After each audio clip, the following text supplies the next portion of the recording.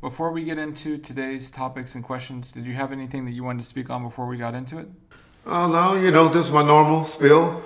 Y'all please go and support us on Facebook and TikTok and Instagram. Y'all, even those that support us on YouTube channel, appreciate it if y'all can go and help us get our subscribership up over there.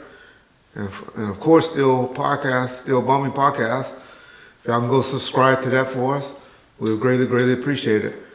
Um, Later on during the week, we're gonna be doing some stuff with James uh, on YouTube and the podcast. So appreciate if y'all go and support that.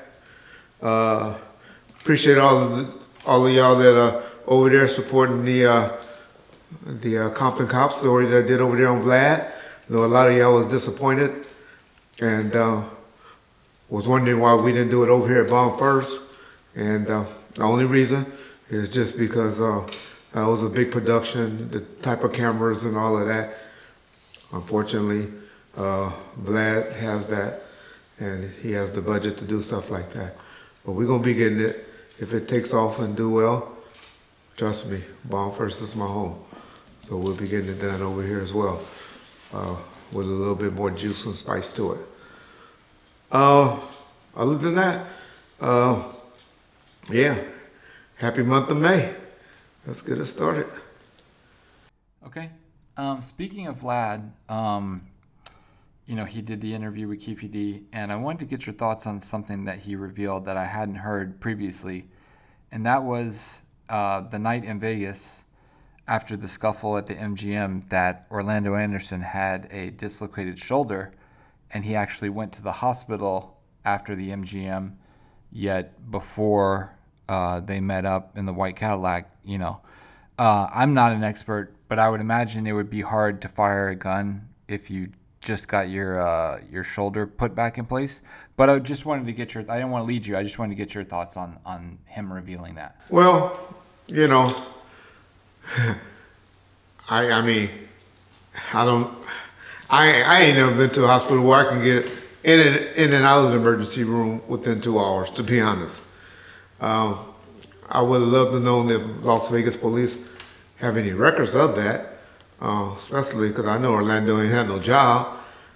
So I always had health insurance, so I don't know how it works with people that don't have health insurance back in the 90s. Like I remember y'all live in a different time now. But what I remember about people that didn't have insurance back then, you'd be sitting in the waiting room of emergency for hours. But, so I don't know. I mean, that'd be stupid for me to try to say it ain't true or whatever, because that just kills the whole theory. And that makes the conspirators believe that, what's the word? That Keefe just up there lying.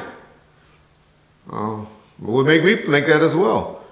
So I think that's a lie.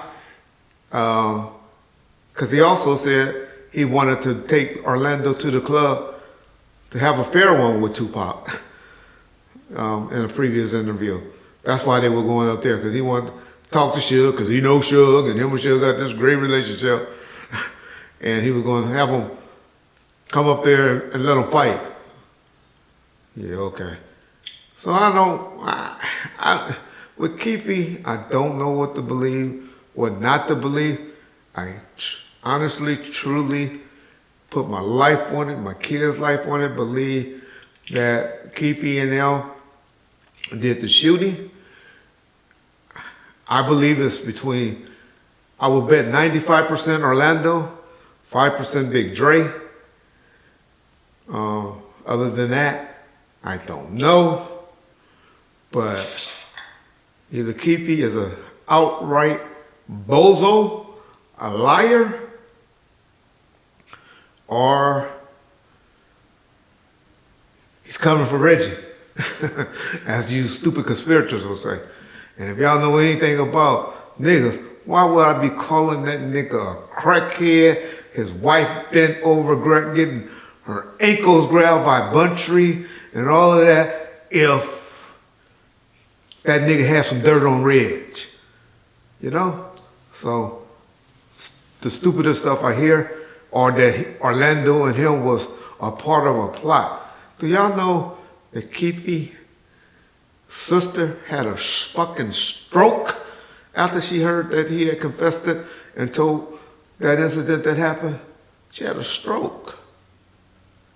This Keefe, as much as y'all want to hear and talk about it and all of that, and hear him say his family good and they didn't want to see them in jail and all that, in prison for life, man, that's bullshit.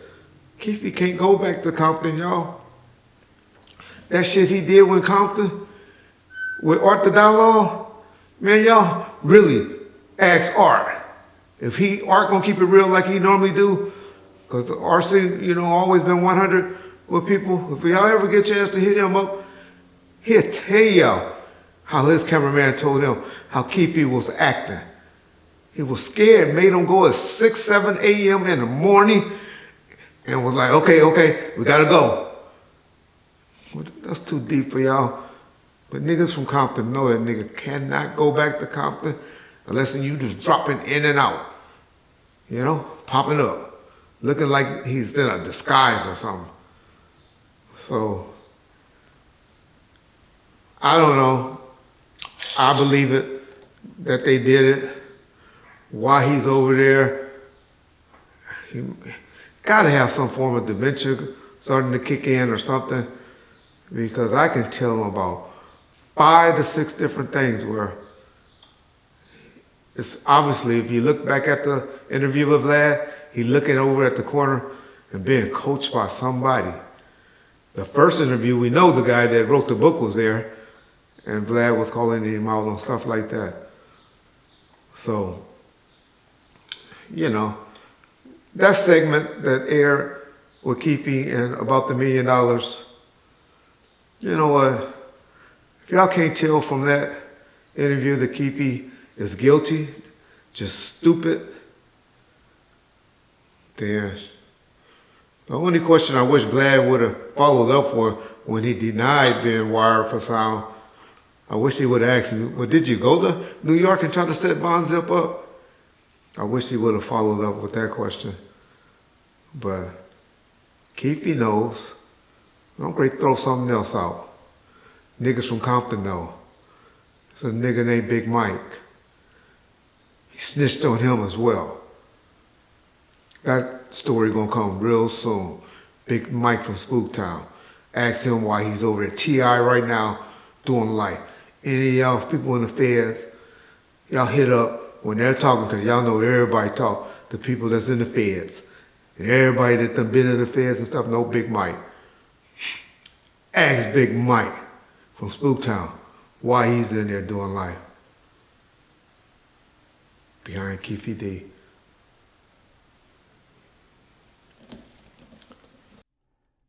And we'll get to the Zip thing because I want to ask you about that. But I figured that the revelation about Orlando, I don't think it fuels the conspiracy theories other than possibly Orlando wasn't the person who pulled the trigger. It was somebody else in that car. But I guess we'll never really know.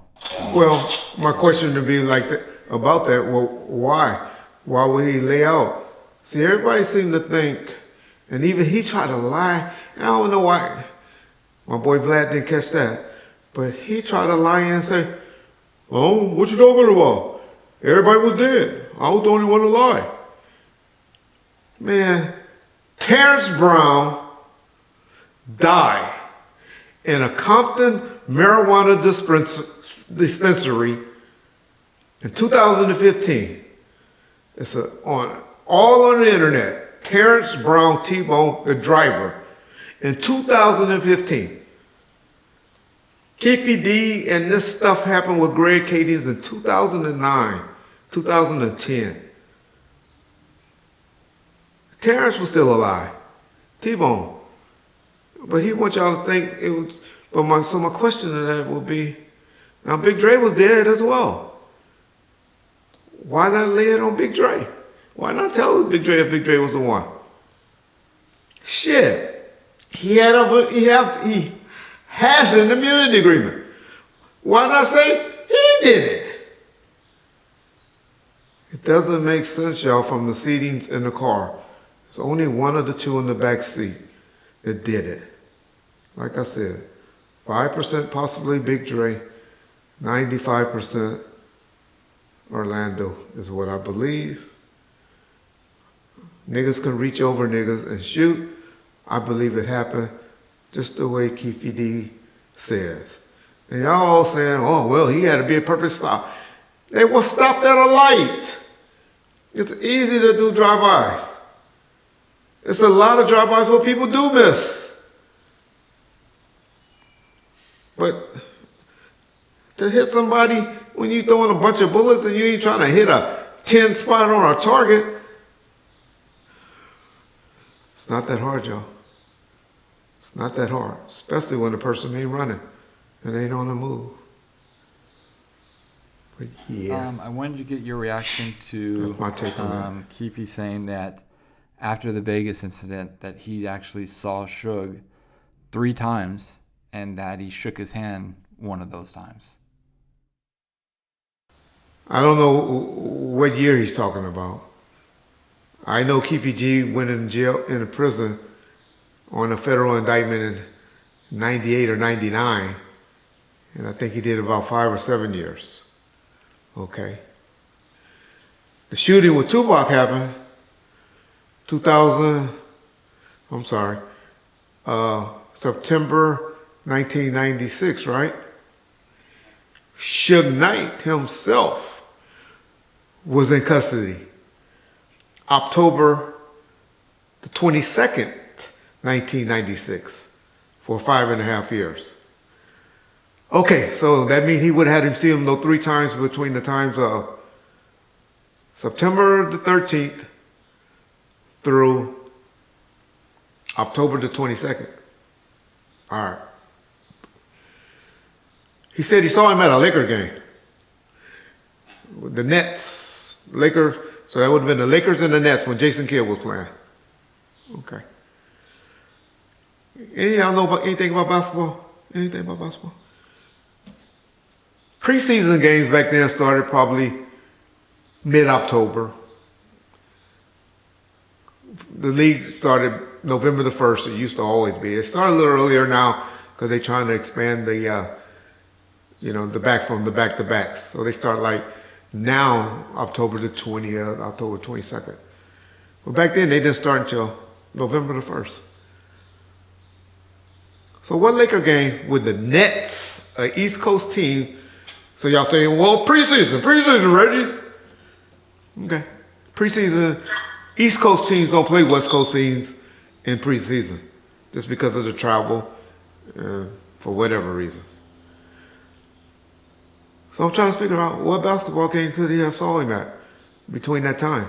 We know there wasn't no basketball games going on in September, first part of October. So that's just a lie right there. I forget the other times he's trying to allege that he saw Suge, but Keefe likes y'all notice everything, everybody knows him. Everything is Keefe D, Biggie, Keefe D, Puffy, Keefe D, Suge, outside House of Blue, Keefe D. He likes to be seen and known and all of that. Oh. But guess what Reggie and pretty much all of their full staff was after probably about 2 weeks after Tupac passed. Y'all forget where we was at, y'all? Everybody know it. Y'all heard the stories.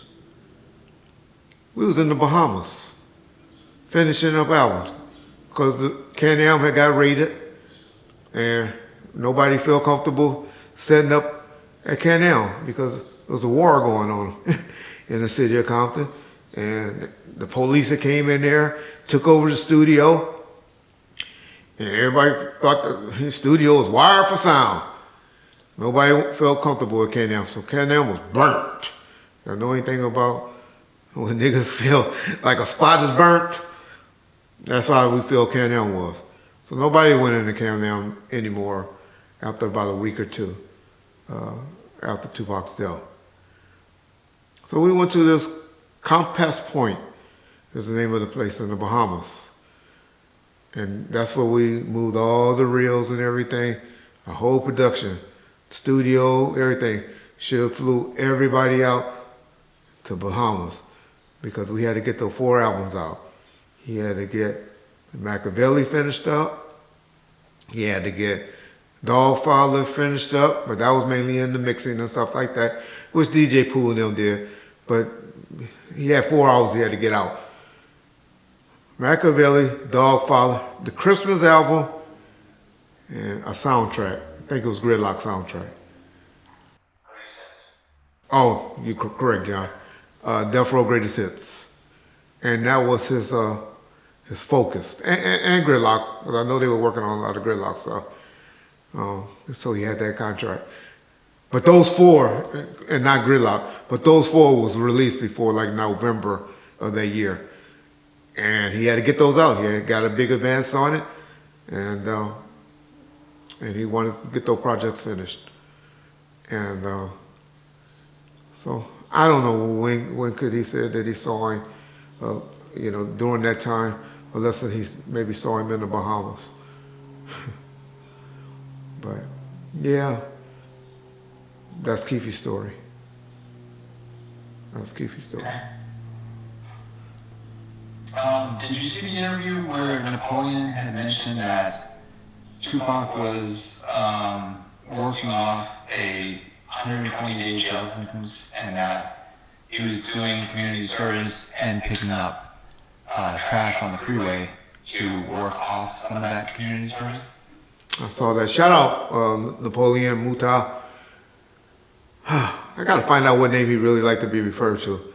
I always call him Mutal, but I notice everybody putting the titles Napoleon. But shout out, man. That dude over there, keeping it 100, y'all, on that interview over there. They're doing a great job over there. But anyway, but I can tell somebody been studying your past interviews, John. But I'll leave that alone. Let me see.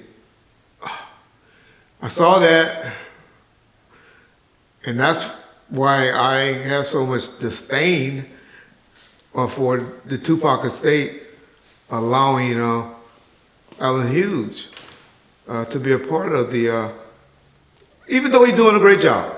Be the first one to admit it. I don't know if John want to talk about that later, so I won't talk too much on that.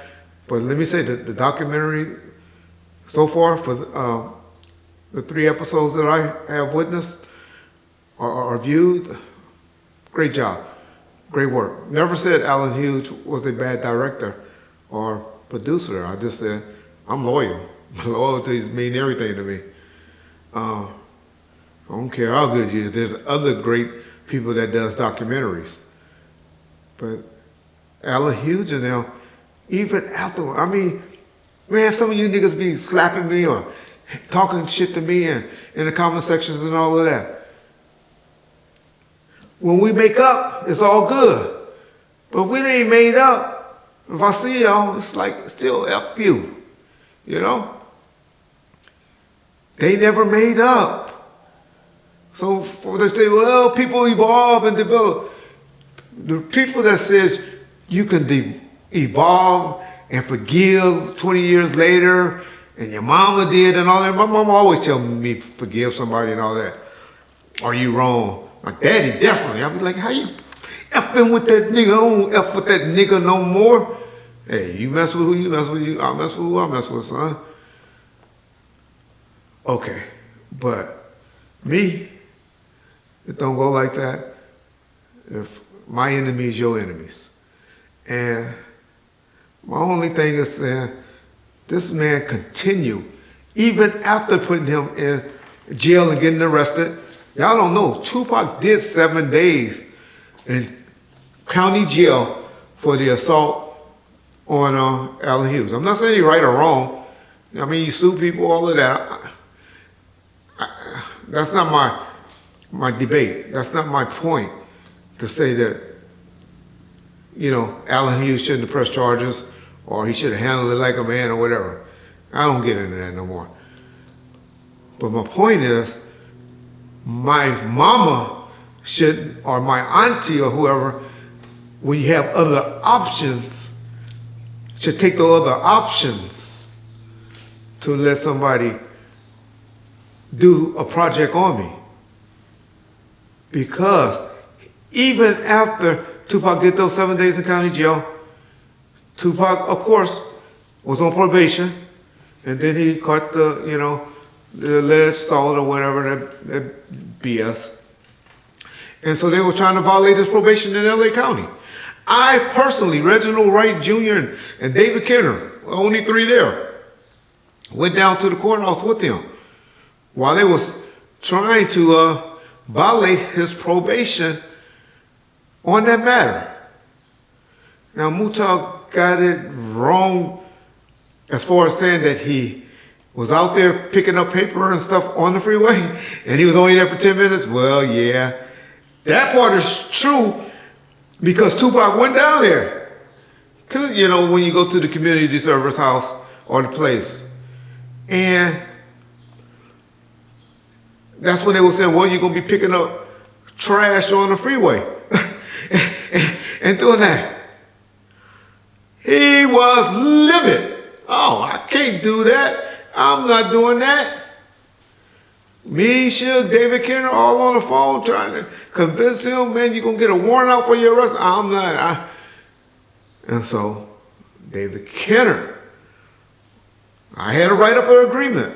Not an agreement, a declaration. Reggie Wright, as the security director, the fire security director, as y'all say, funny, we had to write up an agreement to the courts, said how much of a security risk it would be for him being along the freeway. It was going to be holding up traffic, and people, when they see him along the freeway, and how popular of a person he is to be doing that. After all of that convincing, the judge agreed and pulled those restrictions and made him do community service another way. Because y'all know the police controlled that part. They didn't give a fuck. They wanted to see Tupac on the freeway picking up trash. The highway patrols used to control that part in the state of California, not the sheriffs. But they wanted him on there. They didn't care. They don't care. But the judge ordered.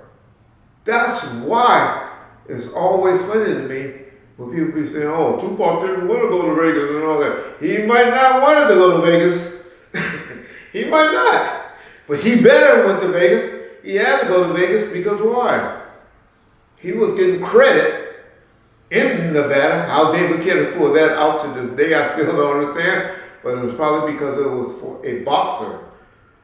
It was some type of police thing for Nevada or Las Vegas PD. That's why we had so many of them working outside the club. Because it was like an event that was for them and one of their associations where he was getting community services time because they were getting a big donation from Suge Knight to, so Tupac could work off his community services on that night. And he had other stuff to do. That's why I was at the Brotherhood Crusade. When y'all see him talking at the Brotherhood Crusades on the street strike laws. So that's the type of stuff he had to do. And Danny Bakewell signed off, saying how he came and did this.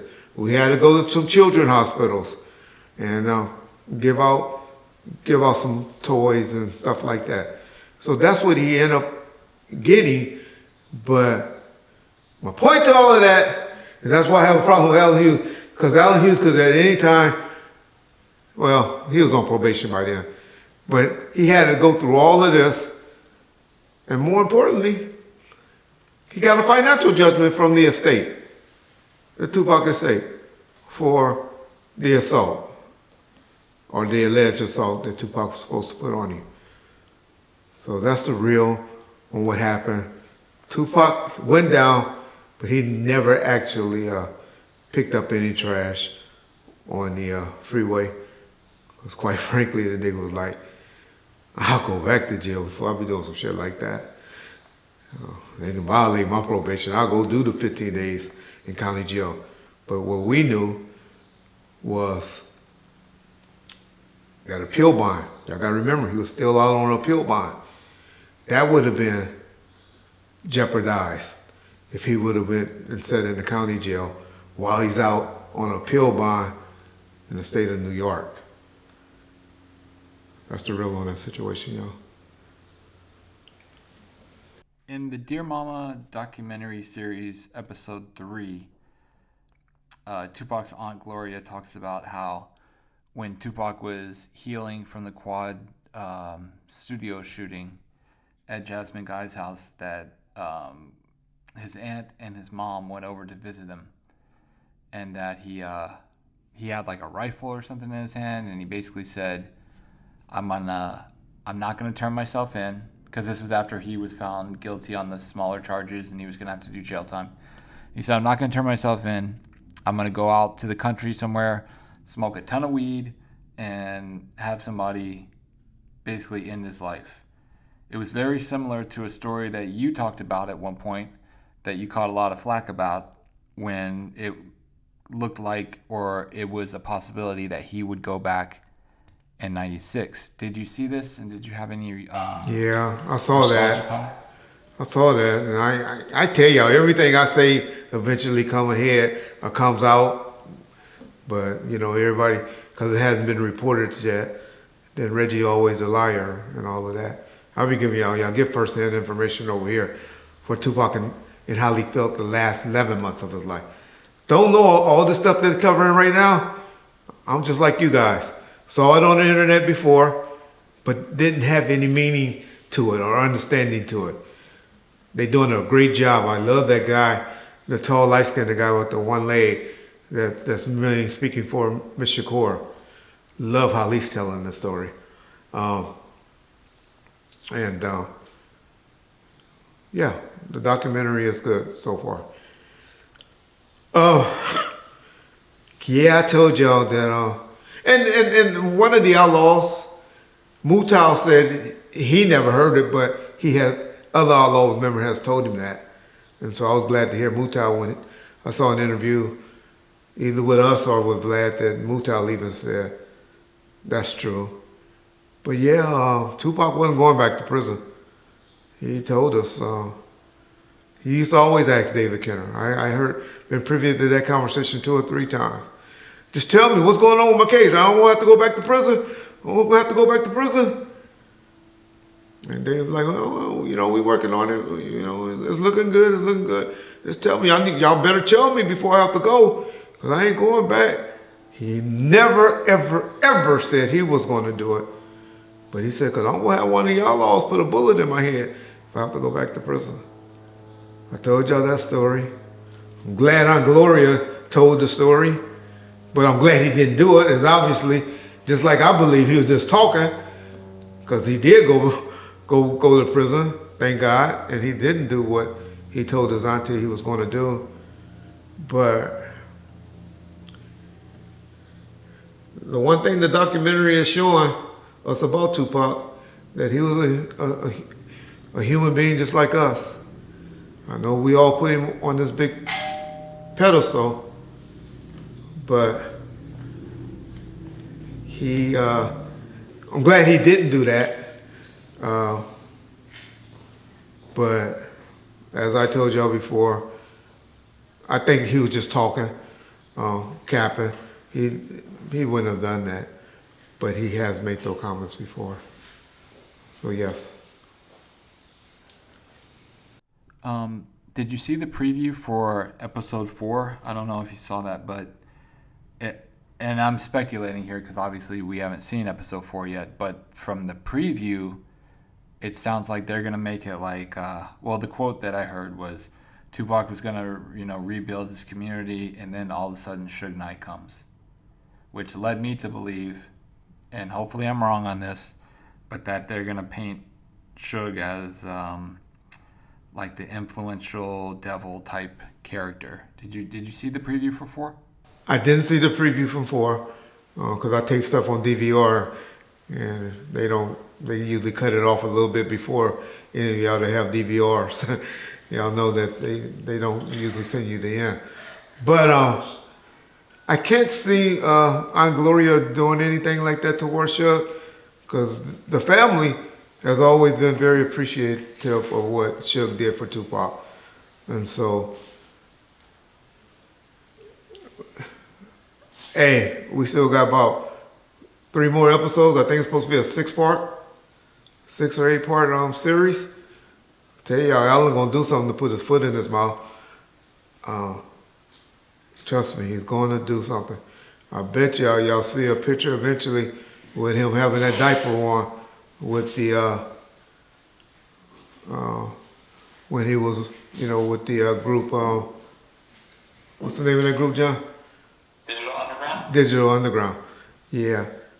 But anyway, but I didn't see that. I hope they don't do that. But I did catch this one thing. I don't know if it came out yet, that I was surprised of, where when he's speaking on he was big about the community center stuff, because what he did do, and I never heard this before, and I got this audio, hopefully John can play it. If some large corporation or if the world really wanted to see us come together, my offer is put a community center in every ghetto in the United States of America, fully funded, fully taken care of, and I'll tour every one of those community centers with Biggie and kiss him on his cheek and rap whatever they want me to rap. But until they do that, the war is on. Did y'all catch that? What Tupac said? He will fuck with Biggie. Do anything with Biggie. If the government or somebody will come through and fund community service centers in every, and he said every city in America, and I'm pretty sure he wants to say every urban city in America. But man, could y'all imagine if somebody would have got in front of that program? That would have been a big program. Or he said he would have came, did shows with Biggie, and he would, donate the money to pay back for the community center or to the community center. Could you imagine how big that would have been if he would have been able to pull that off? I was glad to hear that. But hopefully the documentary will touch on that. Not sure if it will or not. But that showed me right there, he wasn't as mad at Biggie as we all been believing and portraying him to be, in my opinion. Reggie opinion? No, that might be a little controversial, but that's my opinion. Hearing the man say that. Okay. Going back to Keefe D real quick, he said that, well, first of all, he said that MTV News reported that Orlando Anderson, Keefe D's nephew, is the one who was the suspect. When I've never heard Keefe D's name on MTV or in any news, but he said that, and then he went on to say that Suge Knight snitched on him to the FBI, and that the FBI believed that Harry O had a hit on him, and that's what the Vegas stuff was over. Did you hear that crazy segment? I heard that segment. I kind of know where Keefe going on that. He going on that because of the article with Chuck Phillips, where his connection said, and he never said no name, because you remember what he said his connection said? Was that y'all? Is that y'all? And that's when the connection cut him off. So my point or my opinion on that is, that's Keefe. Like I told you earlier, Keefe liked to throw his name because Keefe liked to feel bigger than what he is, or want to make himself to be a bigger person. He always like to say, like Keefe did it. Keefe, that's Keefe. And so, but yeah, we know, I mean, shit, it ain't no secret. I did call my daddy and told him what had happened and what it went down. And to be careful in Compton, I mean, it's about to be on because of what just had happened out there.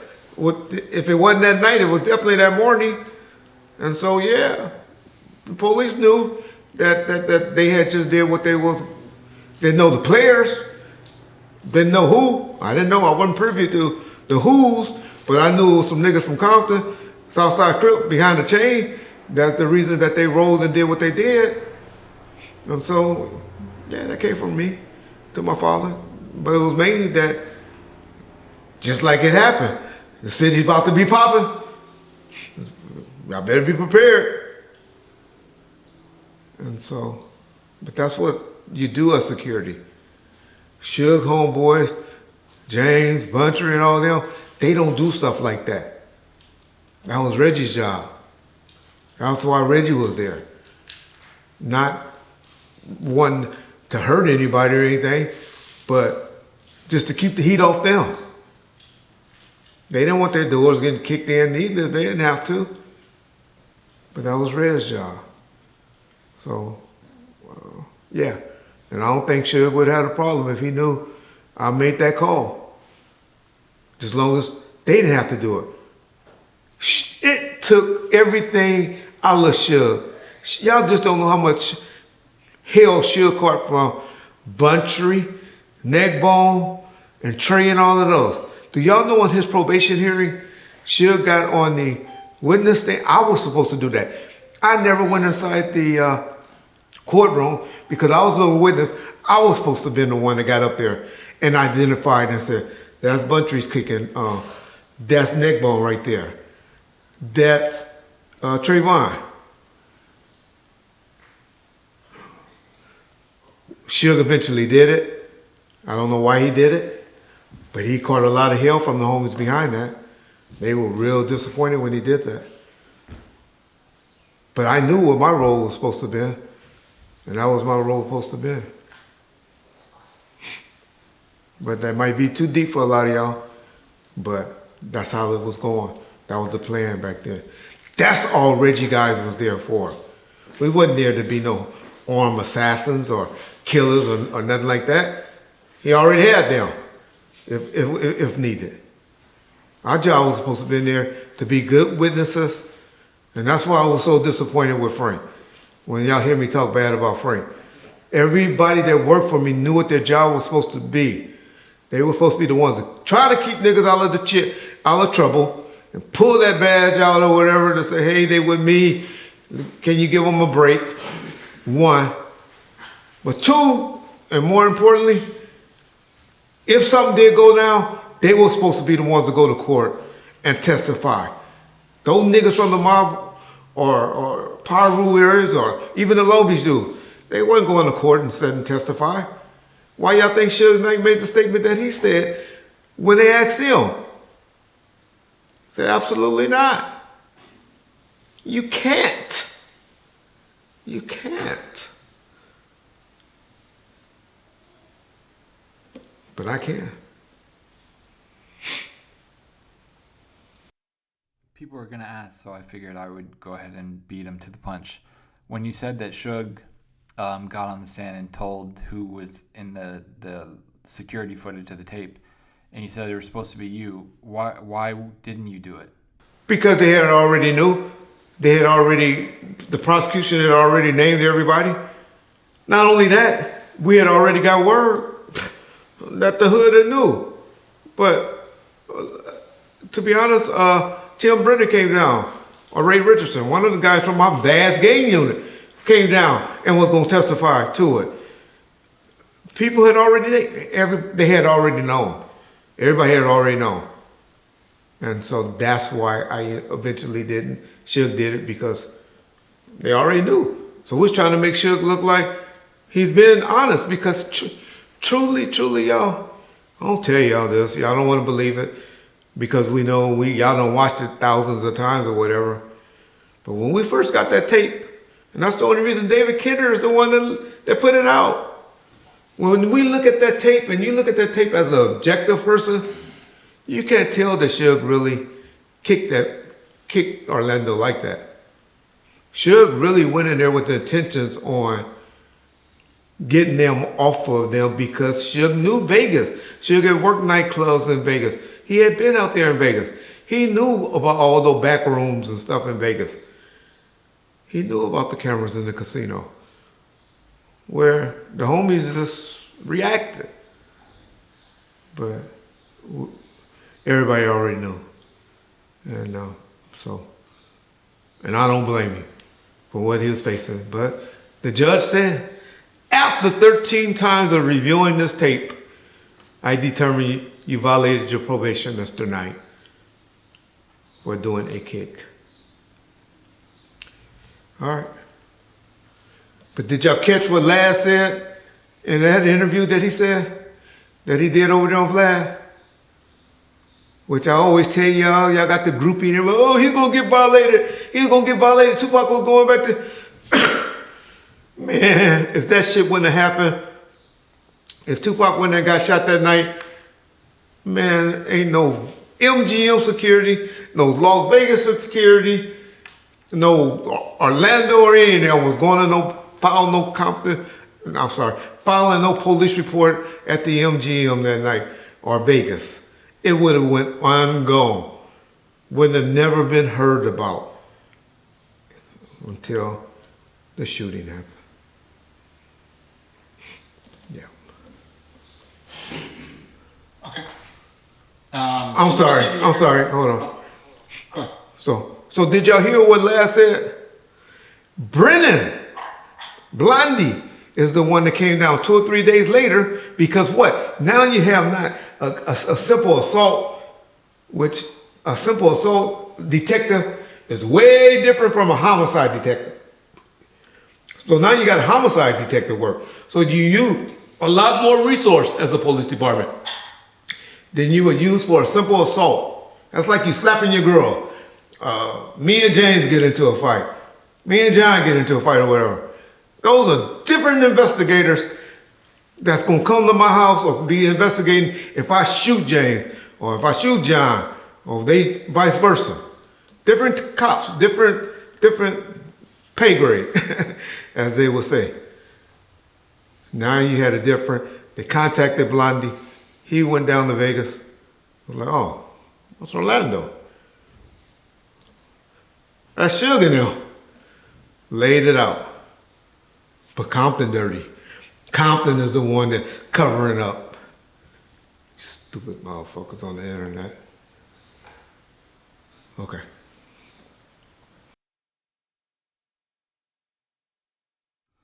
Did you see the interview that Suge's doing over on TMZ?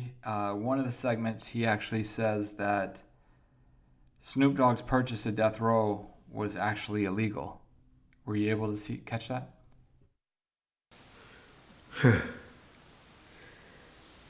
Oh man! All right, this is where I get in trouble with my boy Suge Knight and his fan base.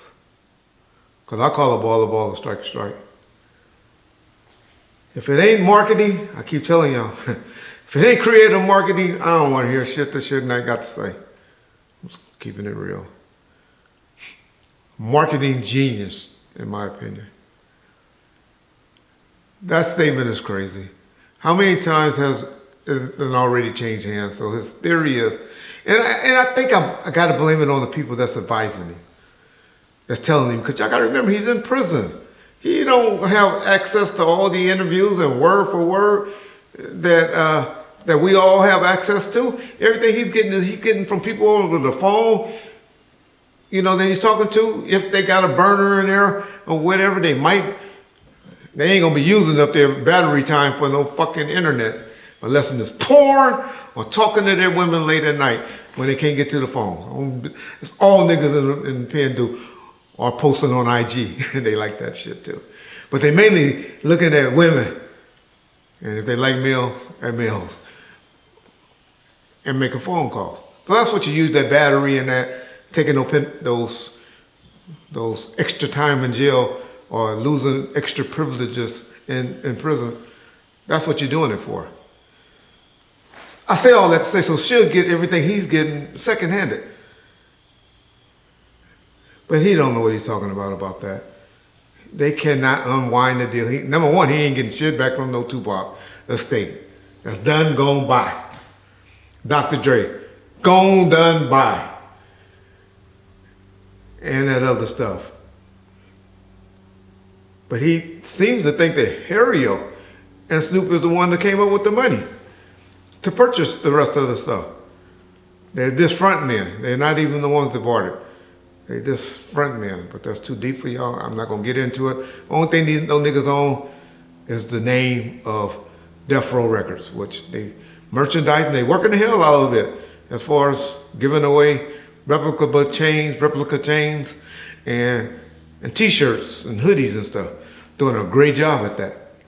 Suge dropped the ball on that. That's millions of dollars that he left on the table back in the 90s. Selling that, but Snoop's doing it now. Doing a great job at that. That's all he owns. And so, yeah, that don't make sense. Ain't happening. Y'all get over that, for those that believe it. What my boy's talking about, unfortunately, that's what makes him not look as smart as a businessman, because making statements like that, if you really know and comprehend what he's saying. Ain't happening, y'all. Harry-O and Snoop, one, don't own it. But two, even if they did have the money to do it and own the music and all of that, it done been sold 4 or 5 times. So how they gonna go all the way to the 5th person and say, oh, you gotta give it back to me? All right, y'all. I'd have hated enough on Suge Knight on this episode. Let's call a ball, strike, y'all. Yep.